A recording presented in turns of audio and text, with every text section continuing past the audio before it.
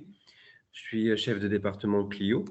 Je suis enseignant aussi au sein du département en communication et en management. Et on va vous présenter le but Clio avec ma collègue Catherine Magonnet, qui est directrice des études de première année, qui est en charge aussi du recrutement sous Parcoursup.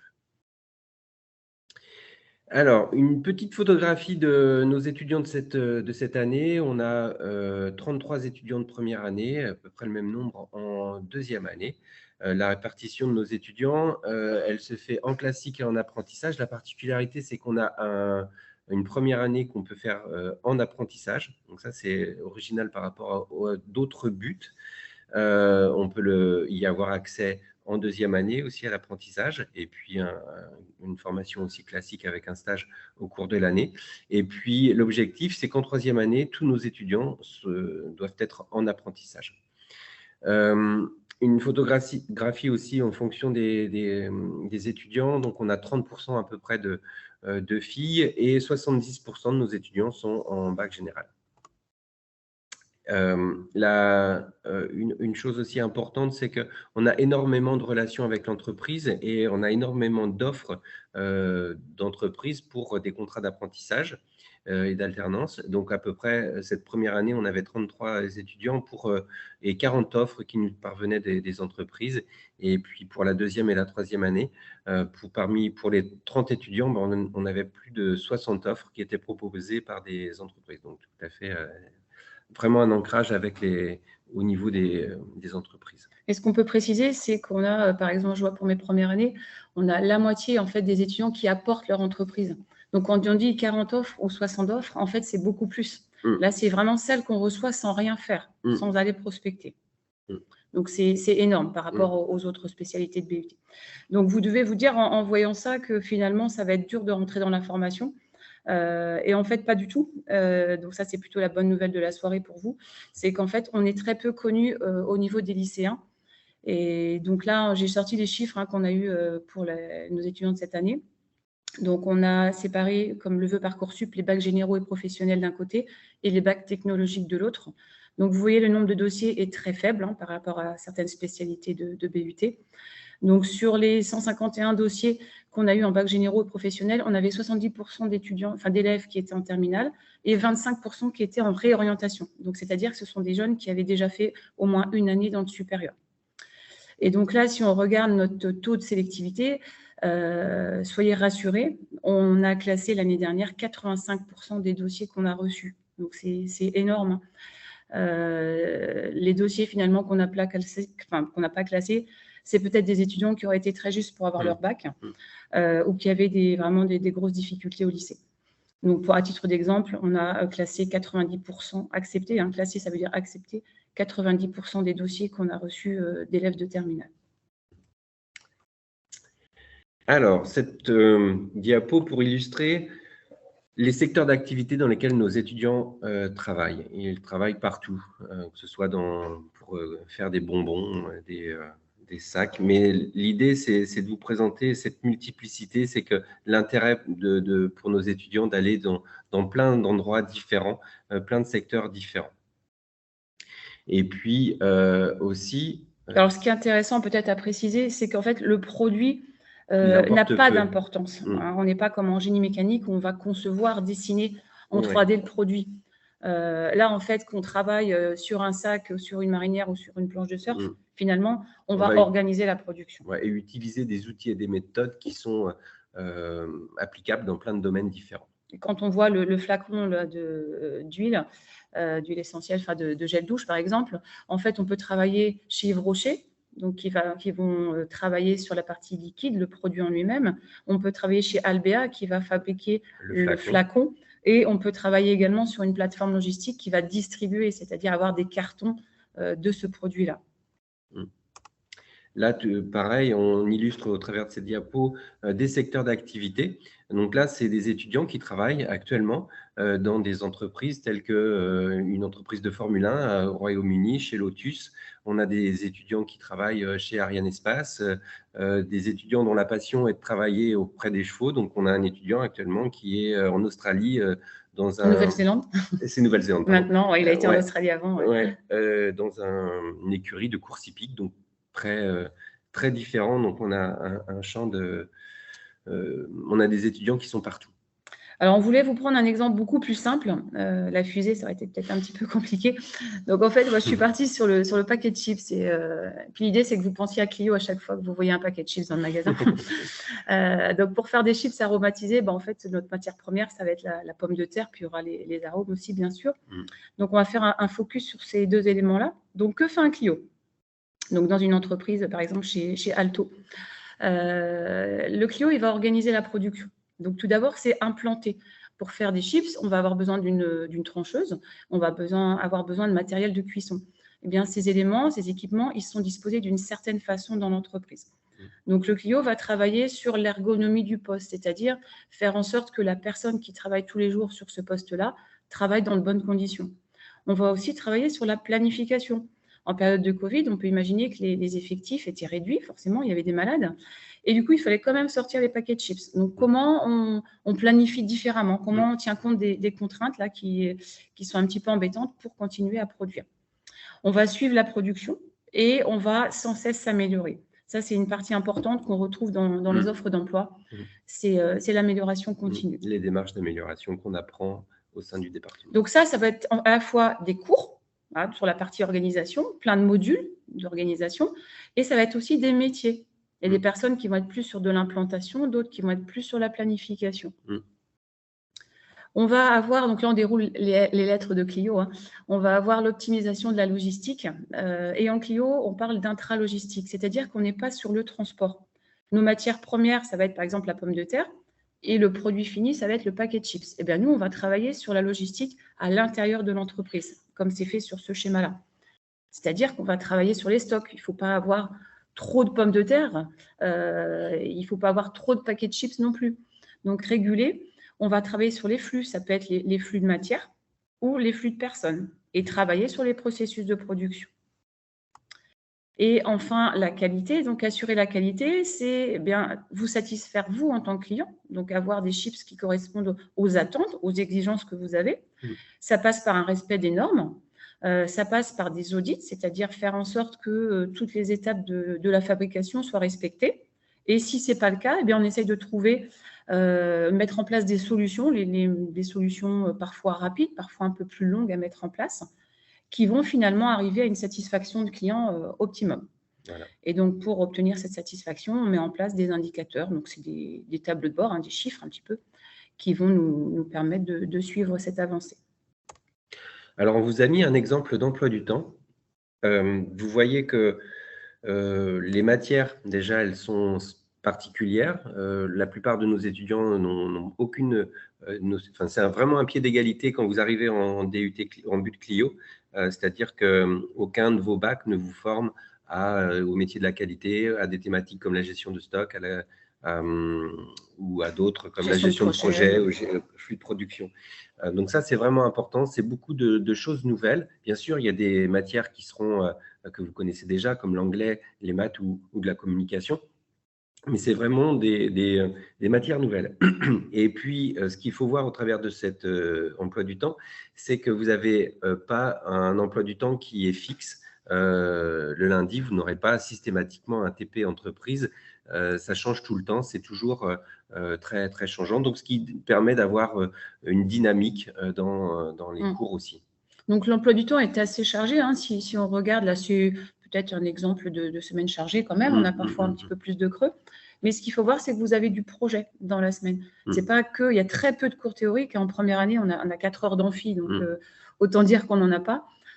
Du TD, c'est 26 étudiants et du TP, c'est 12 étudiants, quoi.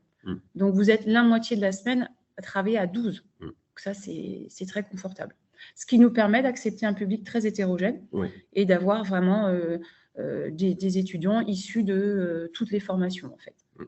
Et le jeudi après-midi est consacré soit au sport ou soit à des activités culturelles ou aux itinéraires. Donc ça, c'est ce que vous allez faire en Clio pendant 3 ans. Et donc, qu'est-ce qu'on fait après? Eh bien, après, vous pouvez poursuivre vos études ou vous pouvez aller travailler.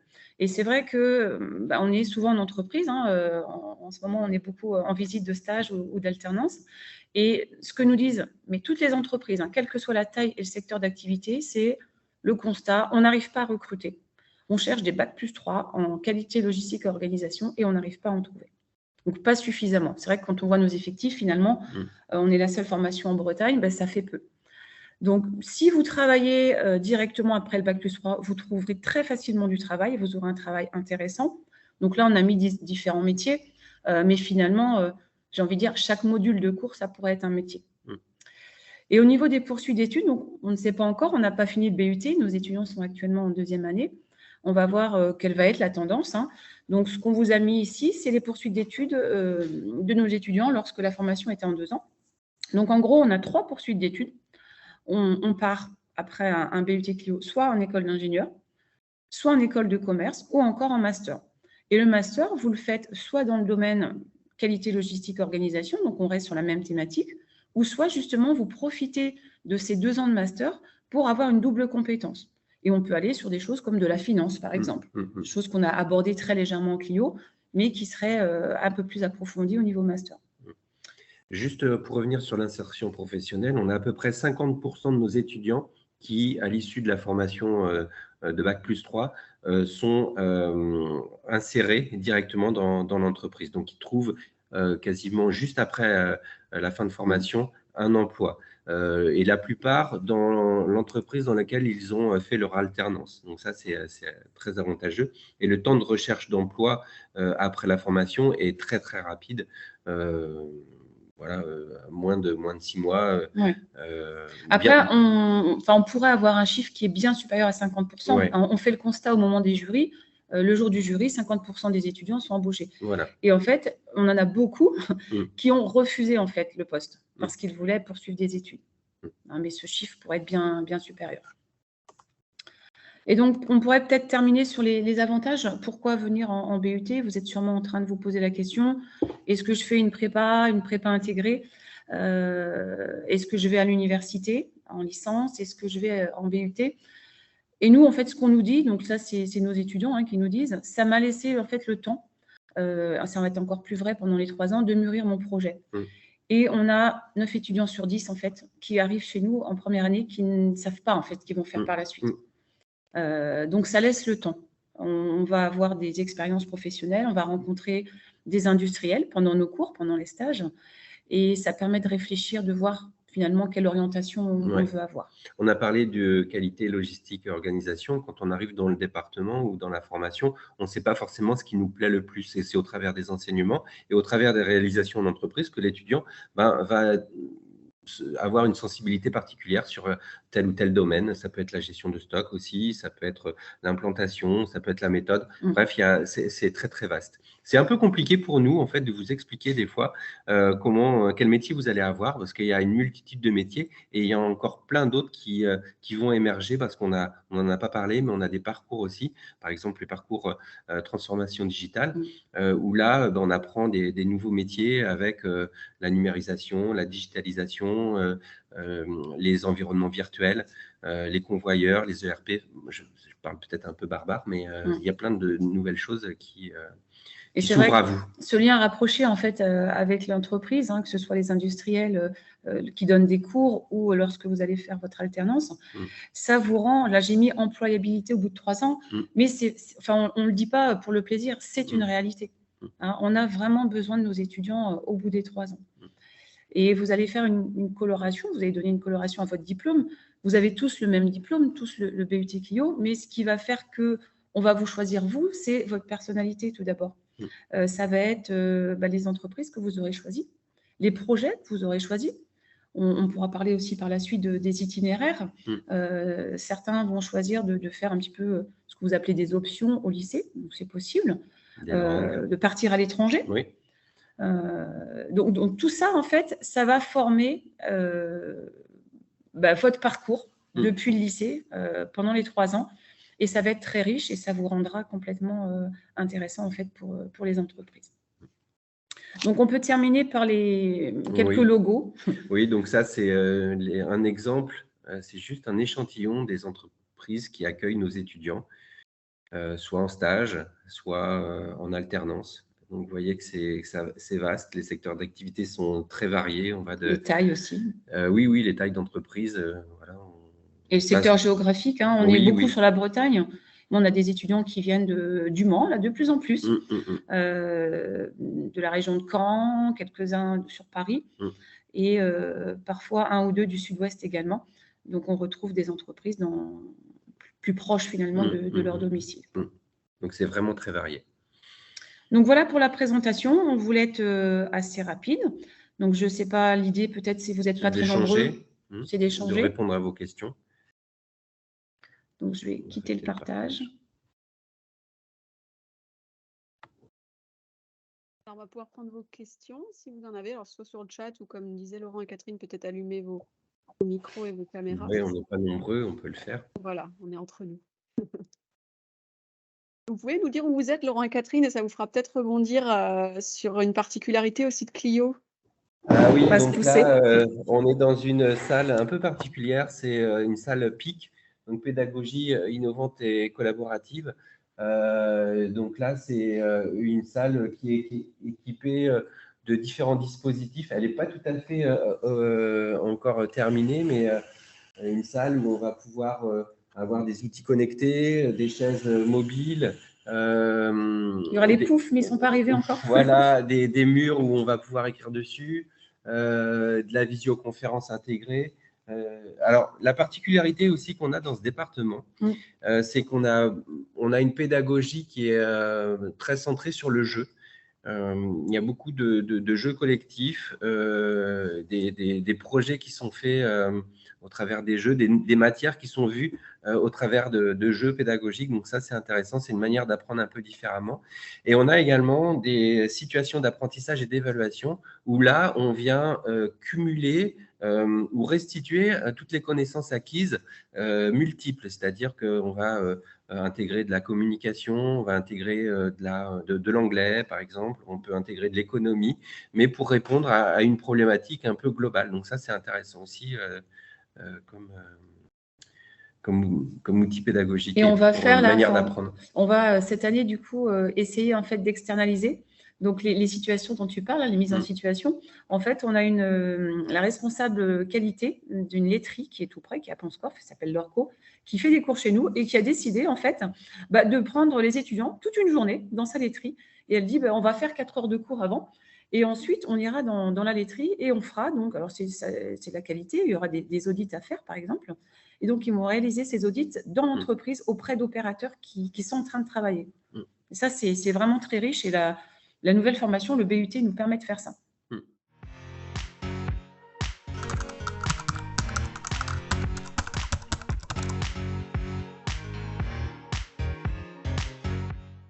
Les cours magistraux, en fait, on n'en a pas.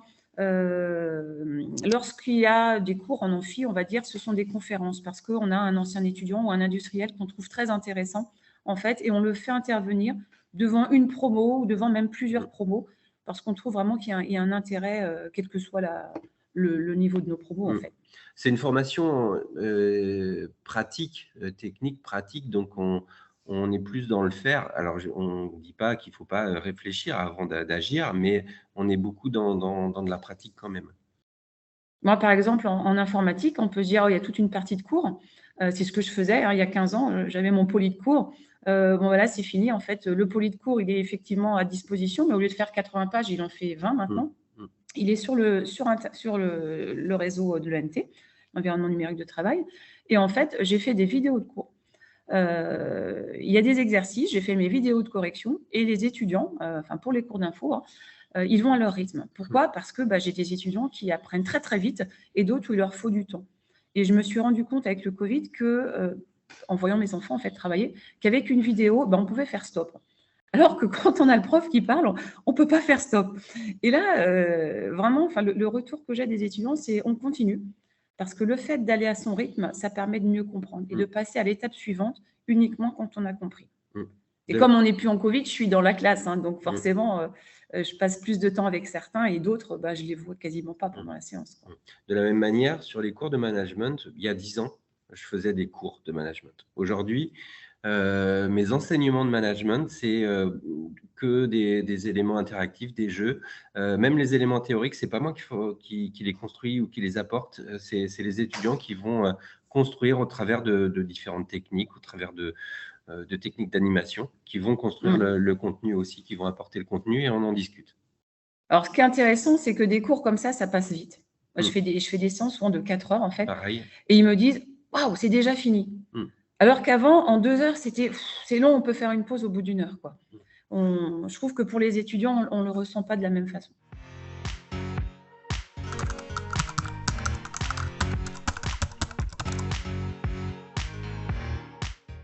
Alors moi, par exemple, en informatique, il y a des petits QCM, en fait, de temps en temps. Donc, par exemple, dans une séance de 4 heures, ils regardent un petit peu des vidéos de cours, ils font un petit peu d'exercice, ils regardent les corrections. Et de temps en temps, ils arrivent sur un QCM. Donc, c'est quelques questions, en fait, par rapport à ce qui a été vu juste avant. Donc, ça les oblige à prendre des notes. Ils se rendent compte, moi, j'ai les notes qui apparaissent en direct. Donc, quand ça ne se passe pas bien, en fait, je vais voir directement l'étudiant. Et puis, on regarde là où il s'est trompé. Et ce qui fait qu'après, généralement, on a une évaluation finale qui est plus difficile normalement. Mais comme on a eu tous ces petits questionnaires au fur et à mesure, eh bien, finalement, l'étudiant est beaucoup plus préparé qu'avant. Donc ça, ouais. Sur les évaluations, il y a des évaluations aussi standards sur table. Ça arrive également. En fin de module, quoi, voilà, généralement. En fin de module. Un module, c'est 30 heures. Voilà, parfois, c'est des restitutions de rapports, parfois, c'est des soutenances, parfois, c'est des études de cas. C'est très variable. Il n'y a pas de règles dans notre département sur un type d'évaluation. C'est du contrôle continu, donc on fait du contrôle. Et on essaye de varier le plus possible.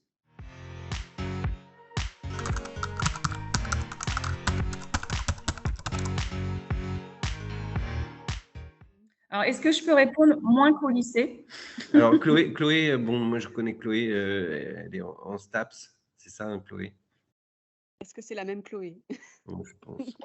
Oui, c'est ça. Voilà. Donc, tu en auras beaucoup moins. Voilà. Après, il y a du travail personnel, mais ça n'a rien à voir avec ce que dans d'autres formations, on n'a pas forcément. Il n'y a pas de recherche par vous-même. En fait. On vous accompagne énormément. Oui. Le travail que tu pourras avoir à faire, c'est lorsqu'il y a des rapports à rendre, bien sûr, mais c'est surtout, si je n'ai pas compris, en fait, si on sort, moi, c'est ce que j'ai à mes étudiants, si vous sortez de la séance et qu'il y a des choses que vous n'avez pas comprises, ce n'est pas normal. Donc, soit vous étiez fatigué, vous n'étiez pas bien ce jour-là, ce qui peut arriver à tout le monde. Mais dans ces cas-là, il faut faire l'effort, en fait, de reprendre le cours. Avec l'ENT, vous avez accès à tous les fichiers sur lesquels vous allez travailler pendant la journée. Si c'était en salle info, vous les avez chez vous. Et si c'est sur papier, vous les avez chez vous aussi. Et donc, c'est très facile. Et ce qu'on se rend compte, c'est que nos étudiants, en fait, n'ont pas forcément envie de rentrer chez eux et de travailler. Par contre, rester à l'IUT et travailler ou aller à la bibliothèque universitaire, qui est quand même très, très bien maintenant par rapport à il y a 10 ans, ça, ils arrivent. Ils vont réussir à travailler 2 heures, alors que chez eux, ils auraient peut-être passé un quart d'heure. Souvent aussi, on voit les étudiants dans les salles et puis travailler collectivement, travailler ensemble parce que certains sont plus à l'aise sur certaines matières, donc beaucoup d'entraide. Il y a du soutien aussi qui est organisé pour les étudiants qui en ressentent le besoin. C'est du soutien organisé par les enseignants, donc ça arrive aussi. Et il y a des dispositifs d'aide au travail méthodologique aussi. Voilà. En fait, nos faibles effectifs, vous avez vu, c'est des promos de 30. Donc, on n'est pas sur des promos de 400. On connaît tous nos étudiants. Et en fait, on sait quelles vont être leurs difficultés parce qu'on les voit. Quand on a 12 étudiants, pendant 2 heures ou 4 heures, on voit ce qui va pêcher. Donc, on les conseille. On leur dit, tiens, pour toi, ce serait bien d'avoir ce dispositif-là. Et je pense que c'est une grande force quand même de l'IUT. On peut en parler. On a eu 3 démissions en première année. Ce n'était pas par rapport au niveau, en fait. C'était par rapport à la motivation. Il y a 2 étudiants qui avaient un bac STMG qui voulaient faire de la vente. Et les parents ont trouvé notre porte ouverte super intéressante. Et du coup, ils ont poussé un petit peu leurs jeunes à venir chez nous, alors que finalement, ce n'était pas leur souhait. Et l'autre étudiant qui a démissionné, par contre, veut réfléchir. Il aime bien ce qu'on fait parce qu'il dit, j'aime bien être ici, je me sens à l'aise. Mais finalement, j'ai besoin encore de temps pour savoir finalement ce que je veux faire. Il n'arrive pas à se décider. Par exemple, il n'a pas voulu chercher un stage. Ça, c'est souvent un signe. Et du coup, il est reparti dans une formation qui permet de prendre son temps et de travailler sur l'orientation. Mais sinon, tous les autres étudiants, ça se passe bien, ils sont heureux d'être là, et puis ça se voit, quoi.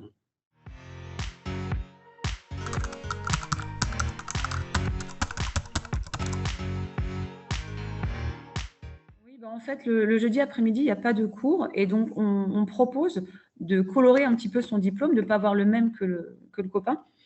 Donc, on a les itinéraires et on a le parcours renforcé. Le parcours renforcé, c'est pour des étudiants qui voudraient aller vers une école d'ingénieur. Eh bien, on leur propose en fait de faire tout ce qu'on ne fait pas par rapport à une école d'ingénieur ou une prépa. C'est du scientifique assez poussé. Donc ça, c'est un choix de certains de nos étudiants.